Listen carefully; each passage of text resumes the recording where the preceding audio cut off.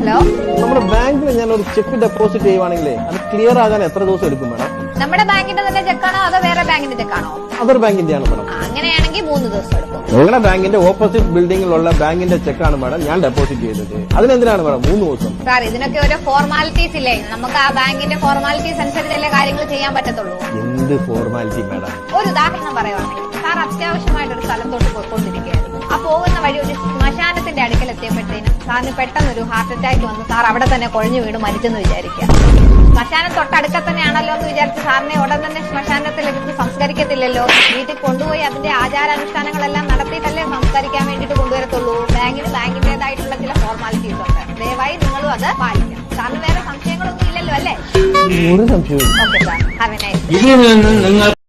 എനിക്ക് ജനിക്കാൻ പോണ ആദ്യത്തെ കുഞ്ഞ്, അതും ആൺകുഞ്ഞാണെങ്കിൽ എന്റെ വേണുവേട്ടന്റെ പേര്